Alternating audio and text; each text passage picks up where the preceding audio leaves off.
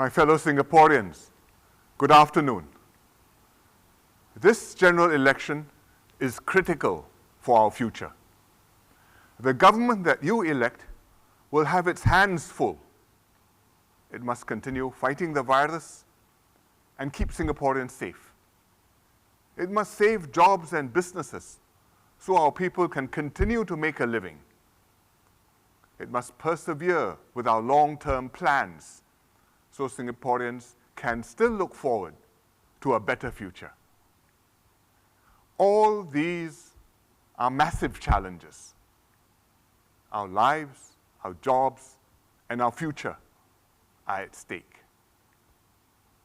For us to come through, we will need two critical elements.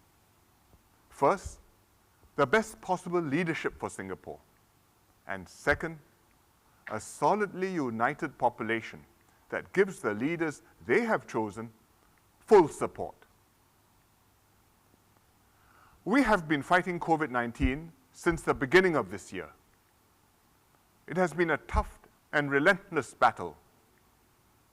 There were some heartwarming stories of recovery. A centenarian, an old lady aged 102, caught the virus, recovered, and is now again enjoying her favorite durian.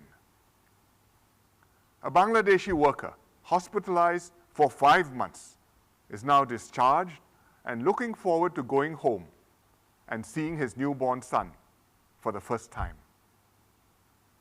These stories have encouraged and motivated our people working tirelessly on the front lines. But we are still in the thick of this fight. Up to now, we've kept Singaporeans safe through a heroic effort. The Ministerial Task Force has led our efforts to combat COVID-19.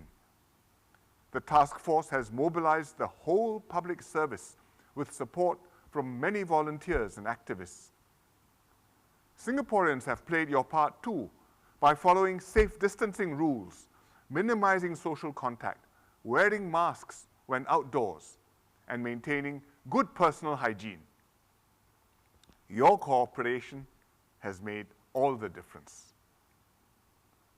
We will have to sustain this collective effort for perhaps a year or even longer. We're opening up in phases. Businesses are restarting. Singaporeans are getting back to work. Extended family and friends can meet again.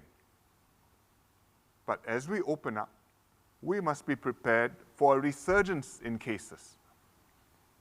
It has happened in South Korea, Germany, and several states in the US, which have opened up after initially curbing the virus. How can we prevent this from happening in Singapore? On the government's part, we're expanding testing capacity and improving our contact tracing to identify and stamp out new cases faster. But this is only half the solution. We must all continue to maintain discipline and comply with the safe distancing rules, even if our daily cases have come down and the problem appears to have gone away, because this is the only way to keep the number of cases low and to protect our families and others around us. Our success depends on the government and people working together and trusting each other. If we are careless or lax, a major outbreak can happen, and we may have to lock ourselves down again. And that would be a severe setback. An equally essential task for the government is to restart our economy. COVID-19 has caused a global recession, the deepest since the Great Depression. We have avoided massive job losses and company closures so far because we acted decisively. But the worst of the economic downturn is yet to come, especially since the virus is surging again in the US and elsewhere. There will be more retrenchments, and some of these jobs may never come back. Therefore, one key focus of the government in the coming months and years must be jobs. We are doing our best to encourage companies to keep their workers and take on new ones. We aim to create 100,000 new job and training opportunities. And we are investing heavily in Skills Future, so Singaporeans can pick up new skills and move on to better jobs. But beyond subsidies and support schemes, fundamentally, we must grow our economy in order to create more new jobs in total. And new investments are an important way to do that. EDB is working very hard to attract investments to Singapore. They secured $13 billion in new investments in only the first 3 months of this year. And this is extraordinary, because in an ordinary year, we attract around $10 billion only during the whole year. This $13 billion of investments in the first quarter will generate several thousand jobs over the next few years. How was EDB able to do this during a pandemic and a recession? It is because Singapore enjoys a strong reputation internationally, and investors have confidence in us. Investors know the quality of our government. They have met our ministers and worked with our public service. They also know our government has strong popular support. They are confident that the government can get Singaporeans to back policies that will grow the economy, attract talent and investment, and eventually create jobs for Singaporeans. These have been the fundamentals of our economic success and the reason why MNCs have kept faith with us. In a crisis, it's even more critical for us to reinforce these fundamentals in order to attract more investments and jobs to Singapore. Even as we deal with the immediate priorities of fighting COVID-19 and reviving our economy, we must not lose sight of our longer-term mission to improve Singapore. One day, the pandemic will pass.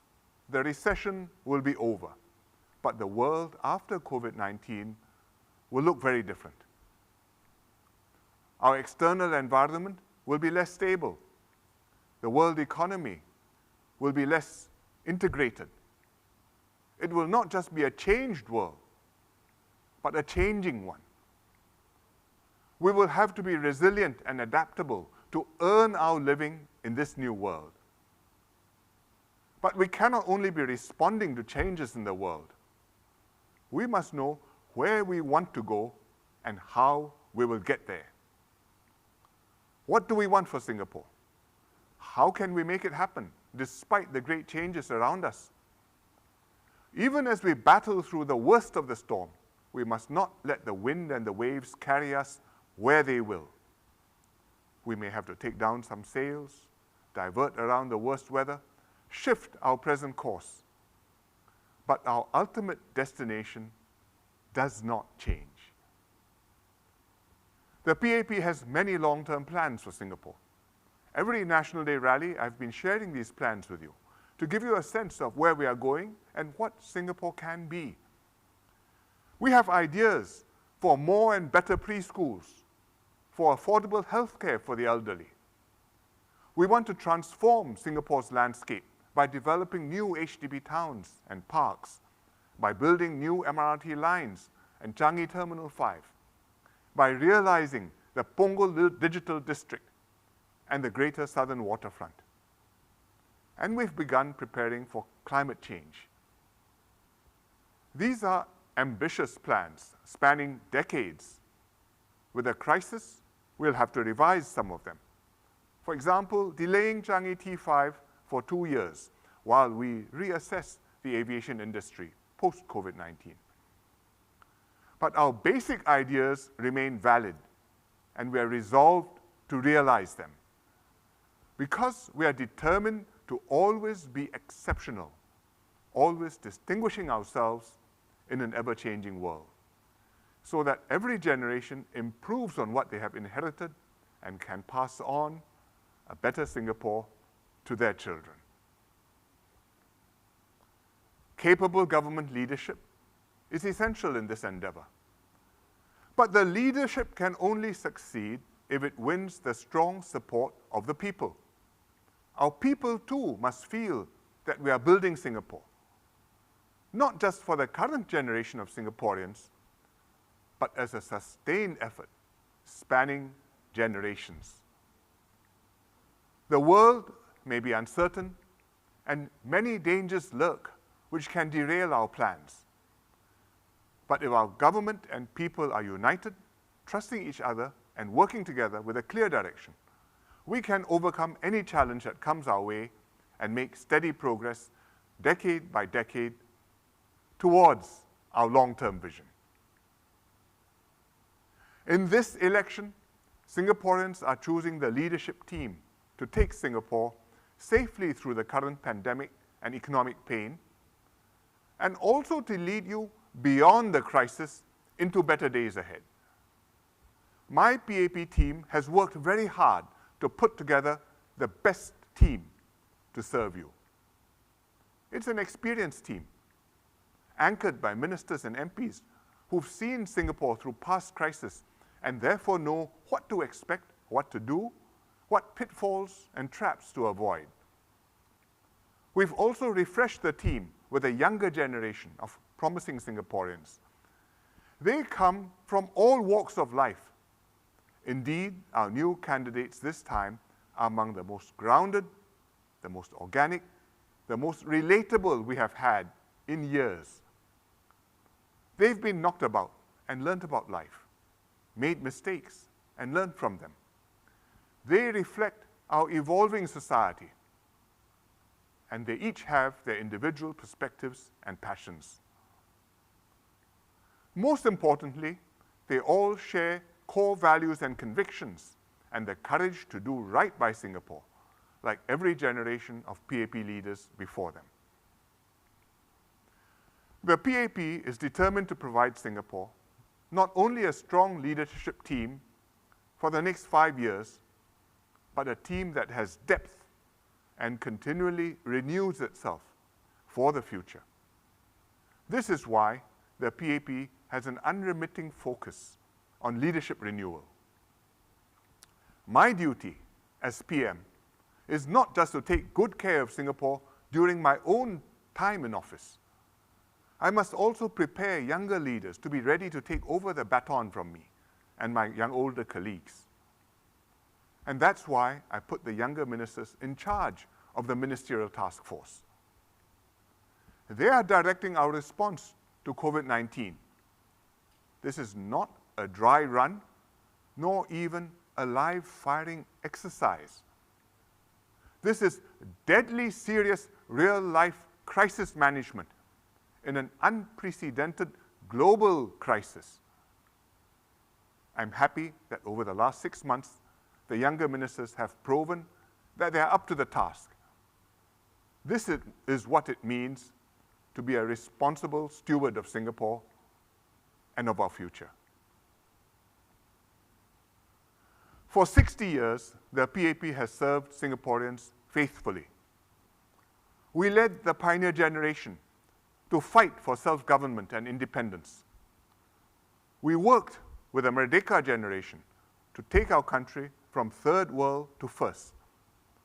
Singapore has made it thus far against all odds, only because generations of Singaporeans have trusted the PAP and worked with us to build this country.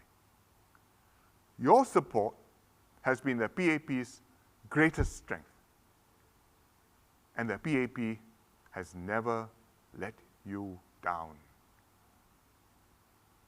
Now, we must face the crisis of a generation together and carve out our place in the world anew. I ask you to once again give me and my PAP team your mandate. Please vote for the PAP so that we can work with you, for you, and secure our lives, our jobs, and our future. Thank you.